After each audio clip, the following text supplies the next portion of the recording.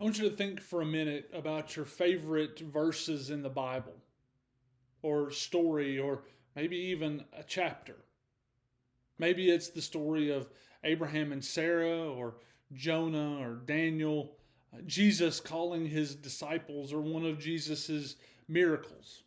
Maybe it's a story of the early church, or a chapter like Philippians 4 or 1 Corinthians chapter 13.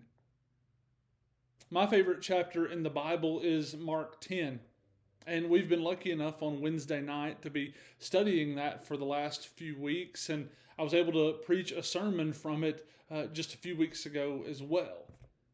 This chapter tells the story of the rich man and his interactions with Jesus.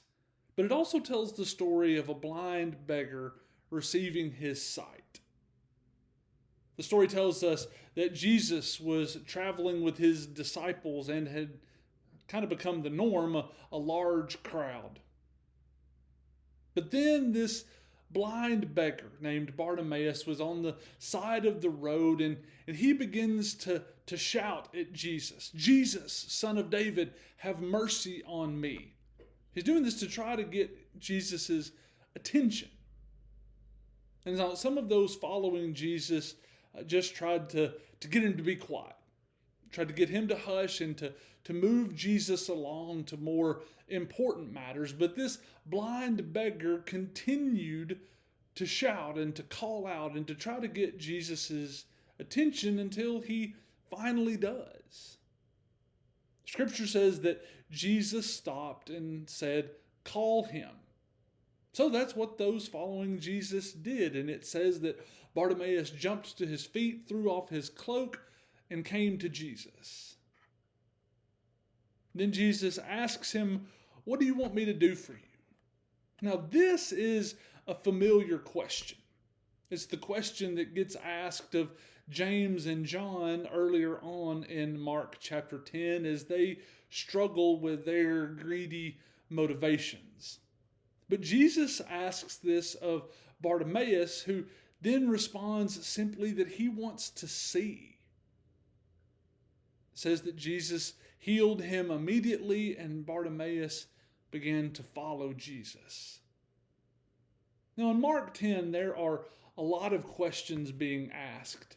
The rich man asking Jesus questions, Jesus asking James and John and Bartimaeus questions, but everything flows back to this idea of spiritual blindness and not fully seeing, at least in a spiritual sense, fully seeing God or Jesus. The rich man is blinded by his love for his stuff. James and John are blinded by their selfish ambition. But then, in a surprising plot twist, this blind man sees, at least in a spiritual sense, sees Jesus better than his own disciples do. James and John think that Jesus has come to give them power and prestige and glory. However, Bartimaeus knows the heart of Jesus. He knows that the heart of Jesus is to not only save people eternally, but also to save and heal in this life. Keep in mind that one of Jesus' expressed purposes in ministry was to bring sight to the blind. So beyond the healing work of Jesus, I think there are some messages for us. First of all, there was someone in need of help.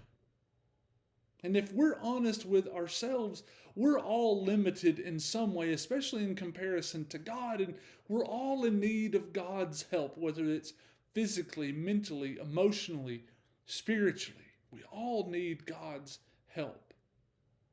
And then secondly, Jesus sees and hears you and me. And he doesn't care what other people think. He doesn't care if other people are trying to get us to be quiet or don't think we're important enough. No matter where we find ourselves or how we feel, he stops and calls out to each of us, desiring this deep relationship. See, this story reminds us of the immense capacity of Jesus to love and to heal and to restore us no matter what. And my hope is that this story inspires us to both seek the healing work of God's grace in our lives, but then that it also would inspire us to consider ways that Jesus is inviting us to share that same healing work with a world around us that so desperately needs it. Now, I hope you all are doing well and having a great week so far. But as always, I look forward to worshiping with you all, either on site or online, beginning at 8:30 on Sunday morning. Have a great rest of the day, and God bless.